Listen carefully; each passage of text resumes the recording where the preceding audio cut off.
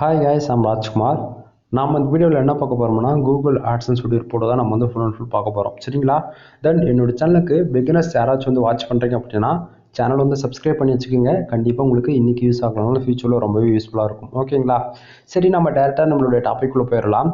First of all today dollar பாருங்கள் இன்றைக்கி எவ்வளோ கிடச்சிருக்கு அப்படின்னா 0.19 சென்ட்ஸ் இன்றைக்கி கிடச்சிருக்கு. எஸ்டர்டே நேற்றுக்கு பார்த்தீங்கன்னா 0.16 சென்ட்ஸ் கிடச்சிருக்கு. சரிங்களா? ஆக்சுவலி நம்ம நேற்றுக்கு வீடியோ போடும்போது என்னன்னா 0 சென்ட்ஸில் தான் இருந்திருக்கும். ரீசன் என்னன்னா அது நைட்டு 12 மணிக்குள்ளவே நம்ம வீடியோ முடிச்சிட்டோம். ஓகேங்களா? தென் அது 12 மணி வரைக்கும் நம்ம டைம் இருந்ததால அதுக்கப்புறம் ஏதோ ஆடுகளுக்கு நடந்திருக்கு. அதனால நமக்கு 0.16 சென்ட்ஸ் கிடச்சிருக்கு. சரியா? தென் லாஸ்ட் 7 டேஸில் 0.95 சென்ட்ஸ் நமக்கு கிடச்சிருக்கு.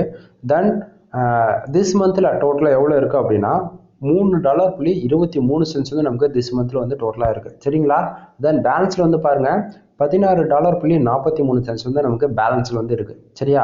தென் இதுல முக்கியமா கவனிக்க வேண்டிய ஒரு விஷயம் என்னன்னா டுடே டாலர் பாருங்க 0.19 வந்திருக்கு இல்லையா? இது திஸ் மந்த்ல பாருங்க $3.23 இருக்கு. ஓகேங்களா? அதாவது இந்த டுடே டாலர் பாருங்க 0.19 வந்திருக்குல்ல, இது திஸ் மந்த்ல இந்த $3.23 வந்திருக்குல்ல, இது கூட ஆட் ஆகி காமிச்சிட்டு இருக்கு. அதாவது பிளஸ் பண்ணி காமிச்சிட்டு இருக்கு.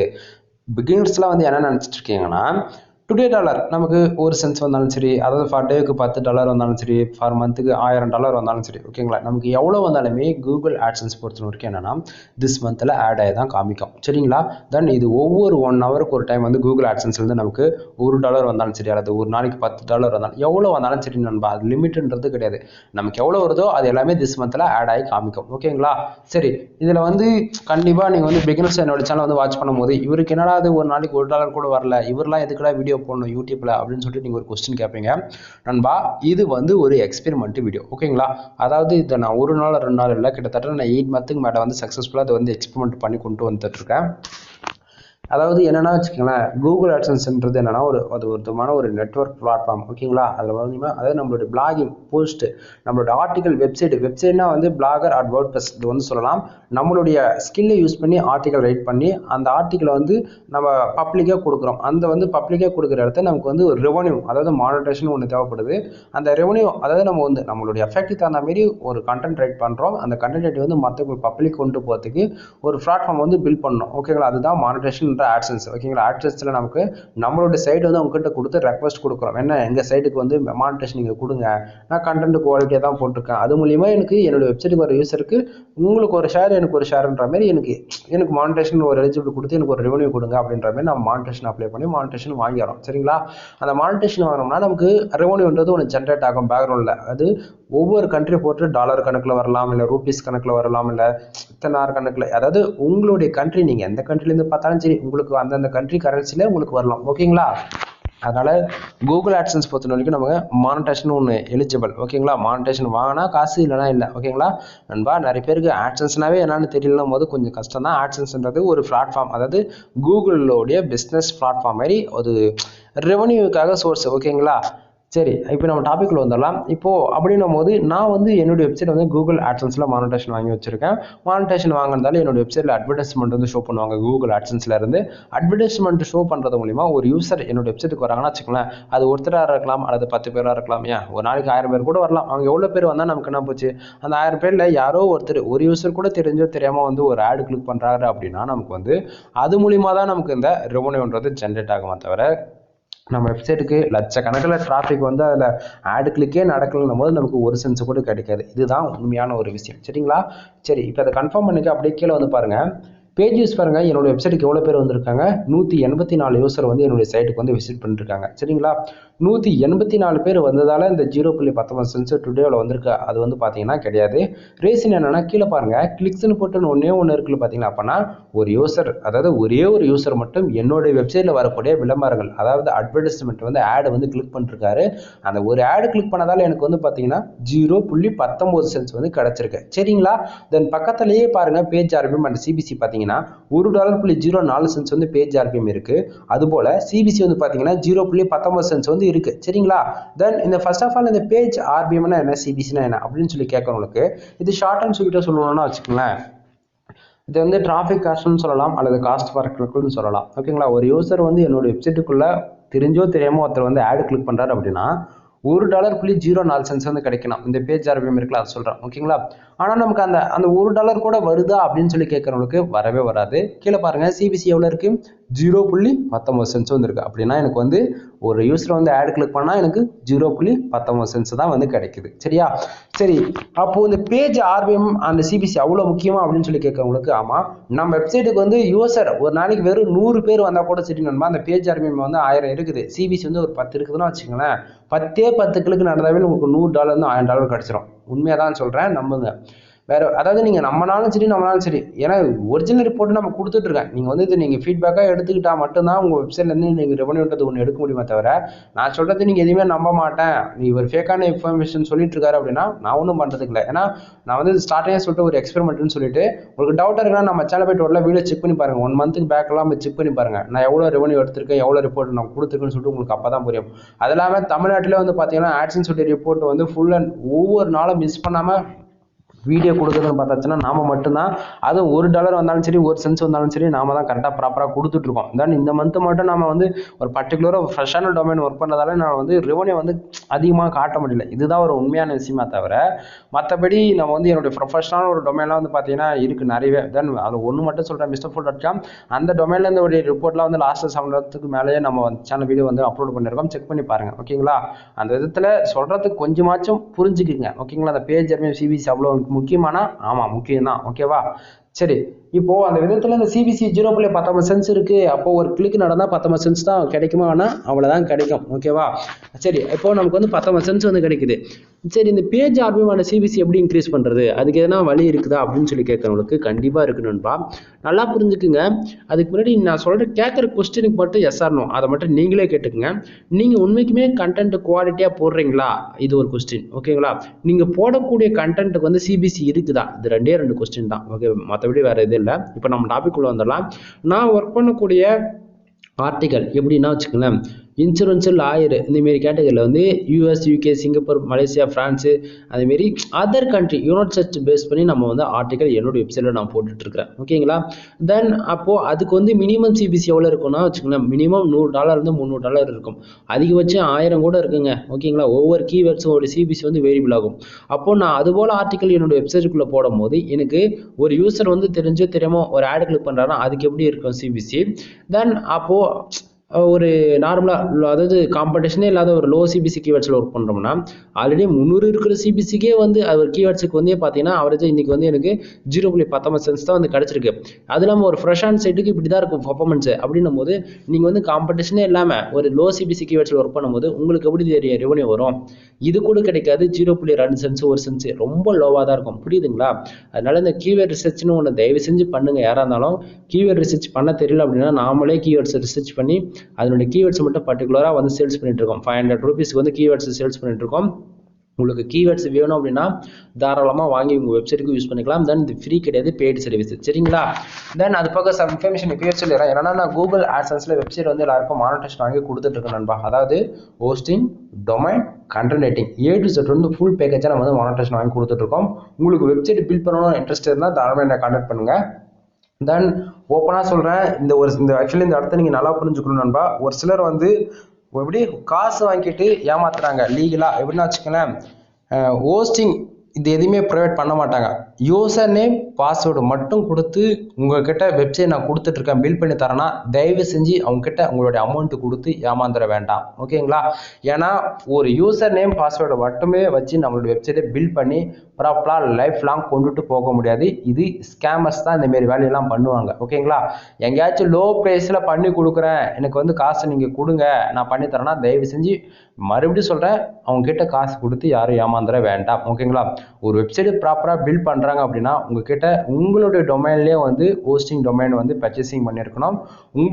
உங்ககிட்ட தான் எல்லா ஆக்சஸுமே A to Z இருக்கணும். அதாவது இப்போ நான் பில்ட் பண்ணி தானே எங்கிட்ட வந்து வெறும் யூசர் நேம் பாஸ்வேர்டு மட்டும் தான் இருக்கணும், மற்ற ஆக்சஸ் எல்லாமே உங்ககிட்ட தான் இருக்கணும். நீங்கள் நினச்சிங்கன்னா யூசர் நேம் பாஸ்வேர்டு மாற்றிக்கலாம், எல்லாமே ஃபுல் செக்யூரிட்டி உங்ககிட்ட இருந்தால் தான் நீங்கள் தான் அதுக்கு ஓனர். சரிங்களா?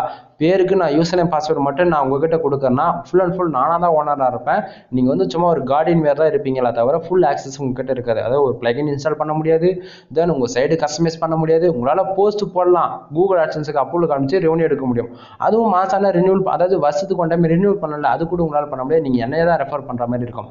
இப்படிலாம் பண்ணி யாராச்சும் உங்ககிட்ட வெப்சைட் அதாவது யூசர் நேம் பாஸ்வேர்டு மட்டும் கொடுத்து மிஸ்யூஸ் பண்ணுறாங்க அப்படின்னா தயவு செஞ்சு அவங்க கிட்ட போய் நீங்கள் வாங்க வேண்டாம். ஓகேங்களா? தென் இப்போ நம்ம டாபிக் வந்துடலாம். ஆக்சுவலி இது ஒரு அவேர்னஸ்க்காக தான் சொல்கிறேன். ஏன்னா நிறைய பேர் இப்படி வெளியே ஏமாத்திட்டு இருக்காங்க, தெரிஞ்சுக்கிங்க. ஓகேவா? வேணா அந்த யார் என்ன இதுன்றது எல்லாமே தெரியும், பட் நான் சொல்ல விரும்பலை.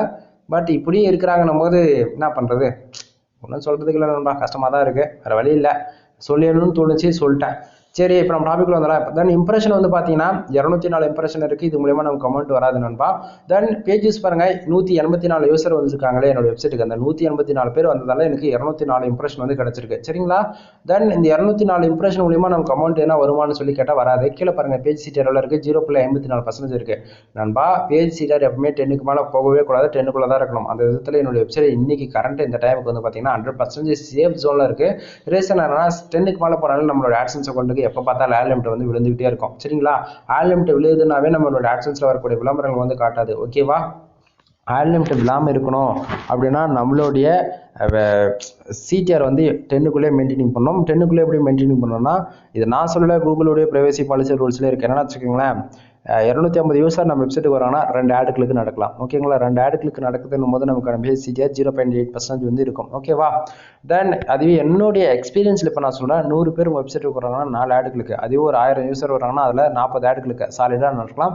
பேஜ் சிடிஆர் மினிமம் 40லேருந்து 5% தான் இருக்கும். சாரி, 4லேருந்து 5% தான் இருக்குமே தவிர நமக்கு அந்த 10ன்றது போய் ரீச் ஆகவே ஆகாது. புரியுதுங்களா?